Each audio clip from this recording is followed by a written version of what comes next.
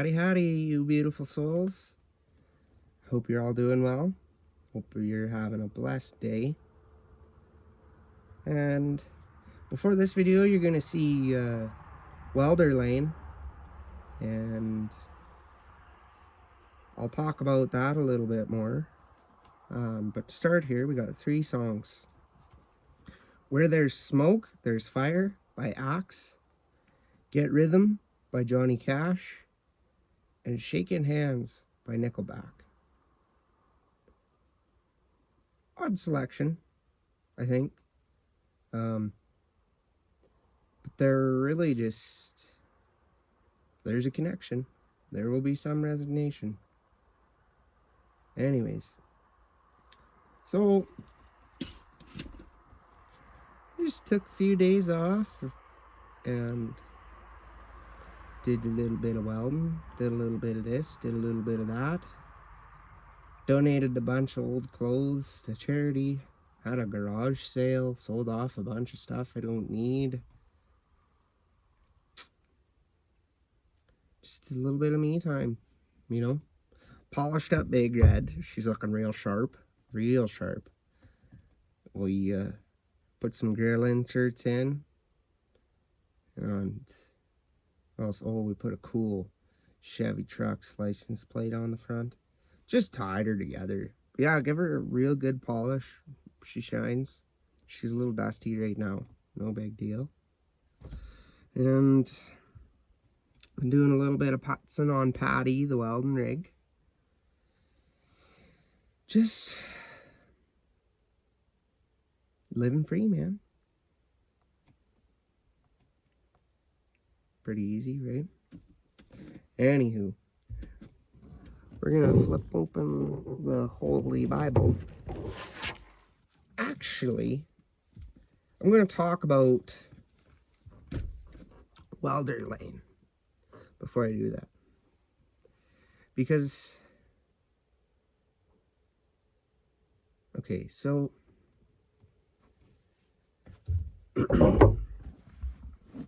for starters, there's Trailer Park Boys references in the welding video. And I'm sure somebody's going to be, oh, well, how can he put that in there? And then there's bad words. And I think in that video, I said shit twice. Which, for anybody who knows who I am, and saw some of the videos I first started making, like a year ago, like I know a specific video of me doing exhaust work on 2 vehicles. There's 2 different videos that I can give examples of. And every other word was the F-bomb. So, it doesn't happen overnight. And, Trailer Park Boys, man, for anybody who knows me, I have said this time and time and time and time again. It was my therapy show. There was times in my life where Trailer Park Boys was the only thing that helped me have a sense of light, sense of, okay, well, I can laugh a little bit here, you know. My life is completely flipped upside down, but got the boys, right? And Bubbles, I started to really work on the old Bubbles impression. I don't know, it's probably in like grade 8 when I started to really do it. And I look now and like, if you watch the show, Conky is Bubbles' way of whatever, sticking up for himself or whatever. And sometimes when I'd do my Bubbles impression and tell someone whatever, oh, fuck off, or, you know, I was telling them that because I couldn't tell them from lame. So in a way, I used my Bubbles impression as Conky. That maybe sounds crazy. And that was just, you know, and people got a laugh out of it. People are always like, oh, wow, you can actually do a pretty dang good Bubbles impression. So, yeah, it's a piece of me. Trailer Park Boys is a part of my life. It helped me through some of the darkest times of my life. You know, I don't. I've watched every season so many times over now that I can quote from basically, I know what line comes from what episode. So now it's like, okay, I felt like those references in my welding videos just kind of throws it all together. And right now I'm just trying some different things for content.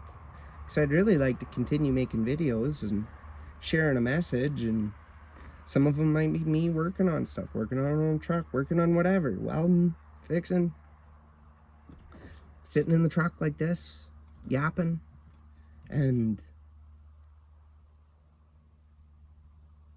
once again, I feel like my story could help others, and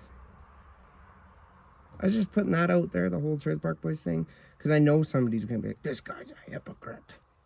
This guy is a hypocrite. He's reading the Bible to everybody, and then he posts these Trailer Park Boy reference welding videos, and he says 2 swear words in a welding video, and this guy's a hypocrite." Okay, sure. I'm literally setting the record straight in this video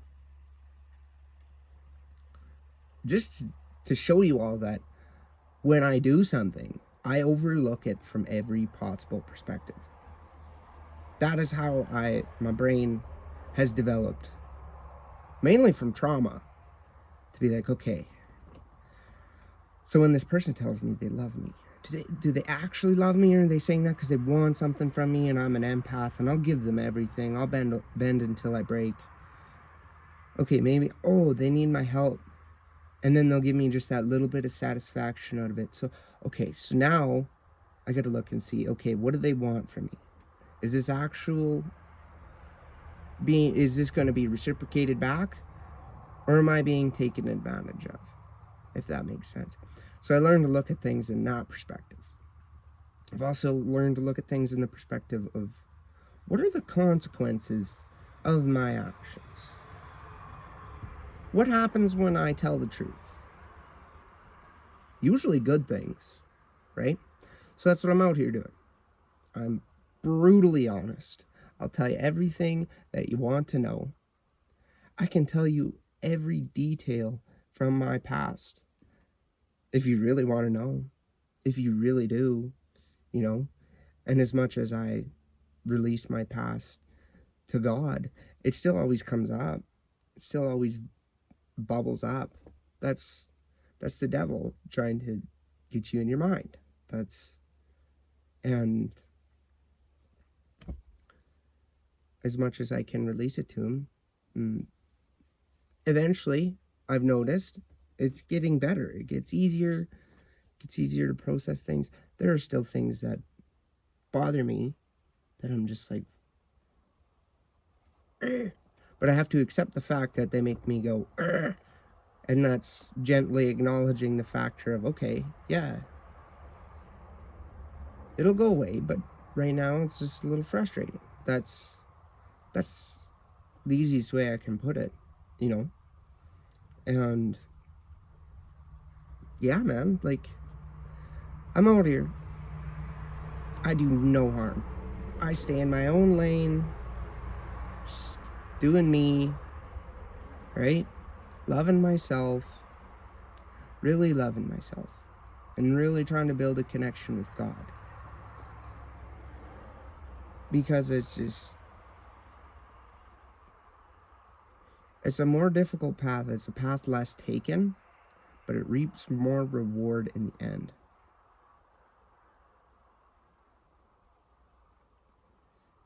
Because, okay, yeah, I could take the easy way out. I could go back to drinking.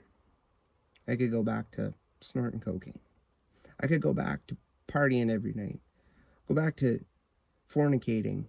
Go back to... Because it's an easy escape. and you think it's, oh, it's so great, you know. No. Yes, the path less traveled, you lose all your friends. They're your drinking buddies, people that you'd buy drinks for, you know.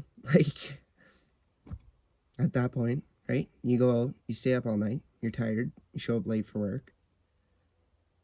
You're a dog there, you can't perform at your best level.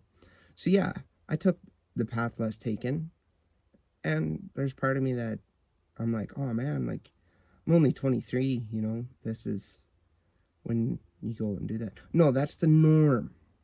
I choose to stay weird. I choose to be an alien. I choose that. Because it's peaceful, man.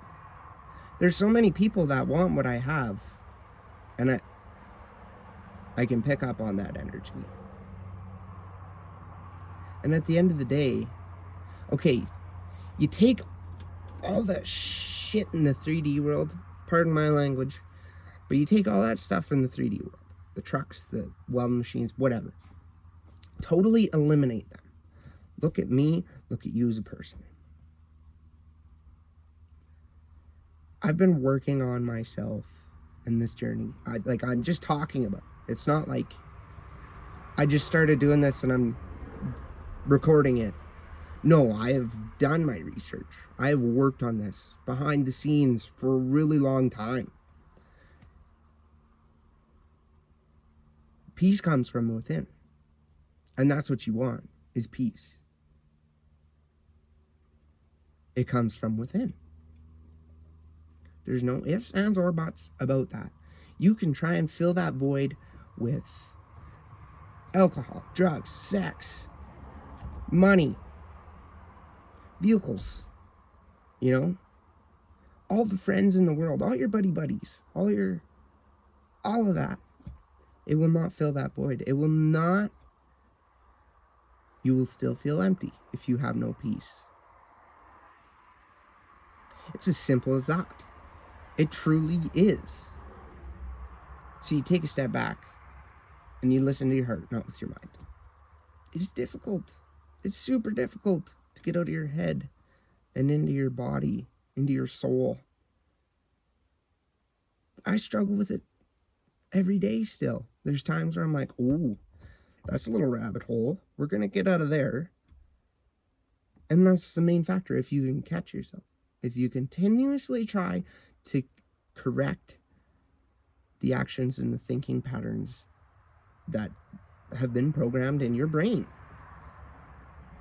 If it was easy, everybody would do it. Simple as that. Simple as that. Now, I'm not trying to boast and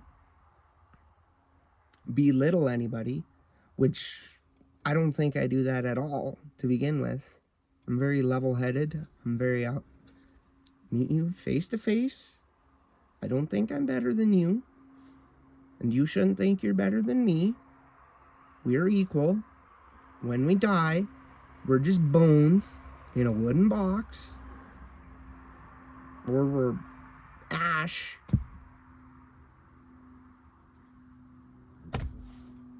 Right? So, simple as that, man. I don't know. Here I am, yapping. And I know there are people that are pissed off at me because I'm doing what's best for me. I'm loving on myself. And there are people that thought I would never ever do that, and that I'd always be there. Always be there to just walk on me a little bit, right? Because when I really sat down to look at certain things, I'm like, wow, what the heck? But either way, we just keep rolling. We keep giving her. We keep living her. That's all we got. You know, I'm blessed to, you know, be able to wake up today, be able to record a video, be able to share a message. I am absolutely blessed to be able to be up again, to be able to go out there and enjoy life. I love that. I'm extremely grateful for that. So grateful. Right? At the end of the day, honestly, I said this in videos before and I'll say it again. I could have nothing. Not a pot to piss in. I could have a duffel bag of clothes and my 2 feet and a heartbeat. As long as I got my peace. As long as I got my peace. I don't even need the duffel bag of clothes. I don't even need the boots on my feet. I walk barefoot. I go ground myself out in nature. Do it. If you haven't done it or you've been thinking about doing it, go do it. It's the best thing ever. And breathe. Breathe. Like, you know how a cigarette, this is gonna just make sense for certain people. For me too. I don't know when I had a dart.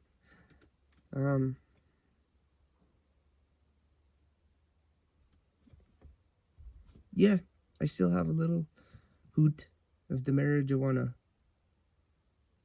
But I've really gotten to the point where I'm like, just makes me stay stuck in my mind, not in my soul, right? So I acknowledge that. I see that. And that's huge. That is a huge step. And cigarettes, okay, back to what I was saying with breath work.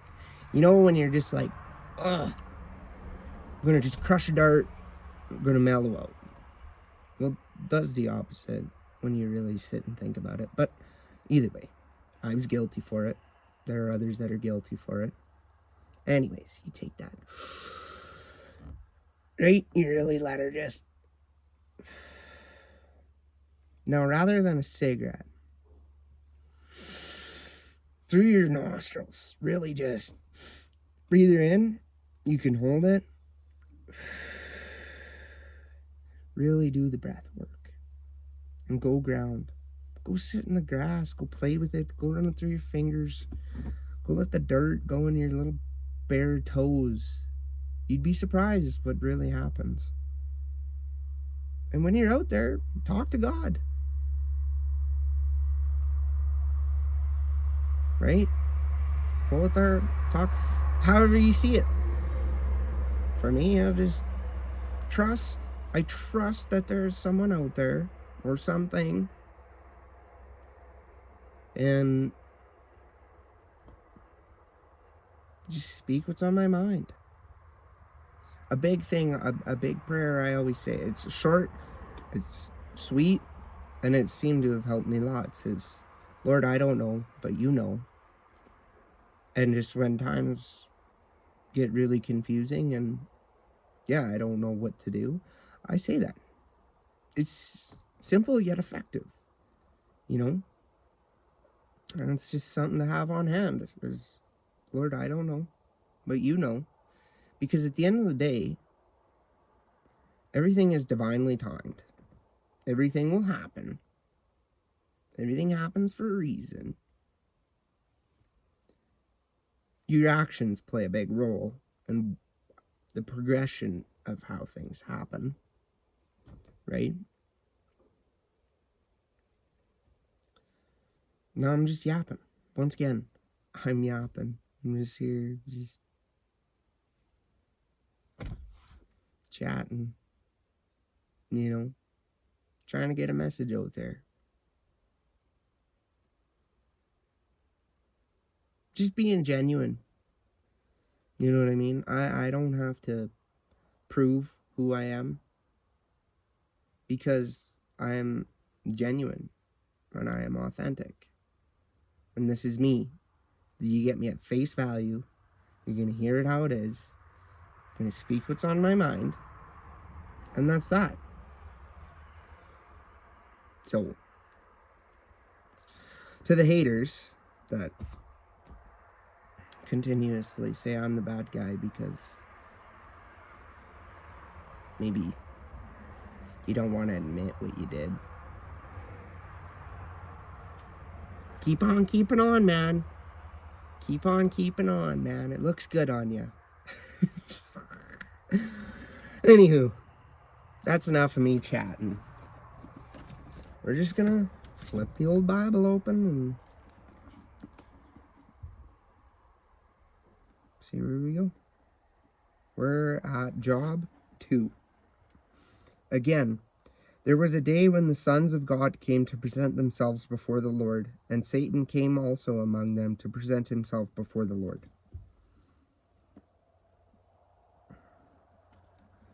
Okay, hold on here. We're going in Amplified. Sorry, I was reading King James, but we're going Amplified. Again, there was a day when the sons of God came to present themselves before the Lord, and Satan also came among them to present himself before the Lord.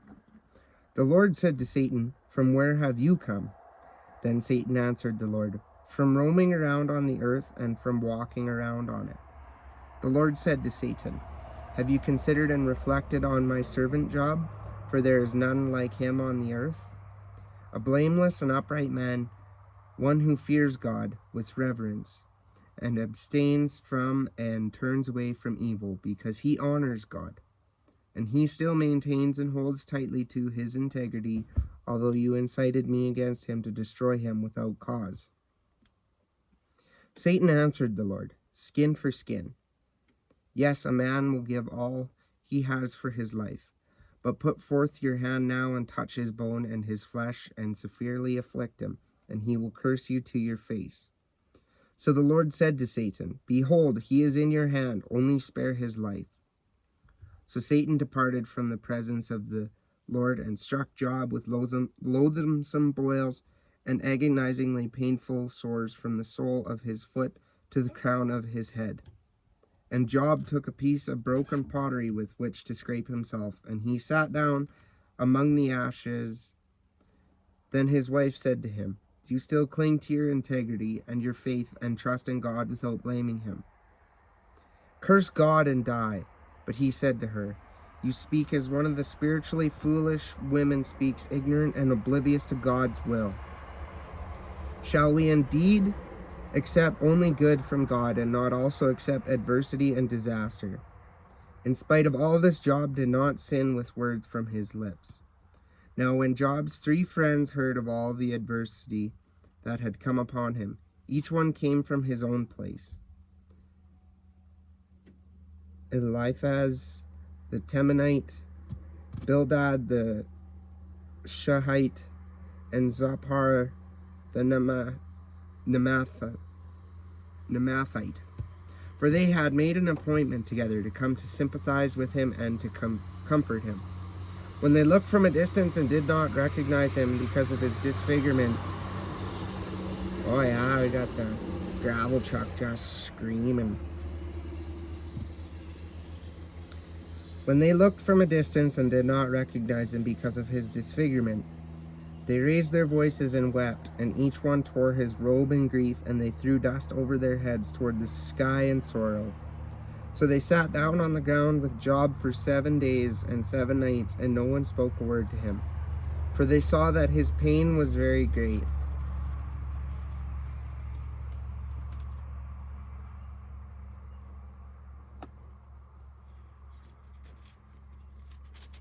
Yeah. So we could go, we're at 23 minutes here. That's getting pretty excessive for duration of me yapping. Anywho, thanks if you made her this far. I'm just gonna keep chatting, keep sharing my message. If you like it, keep watching. I love you. If you like it and you want to keep watching and want to hear more, or if you want me to talk about something, you know, or give you my perspective on maybe something that's bothering you in your life, let me know. Shoot a comment, you know. And if you don't like it and you're still watching, thanks. I need the views anyways. All right. Y'all take care. You have a blessed day. Nothing but respect for you. Keep your head high. Keep on keeping on. I'm proud of you, and I love you.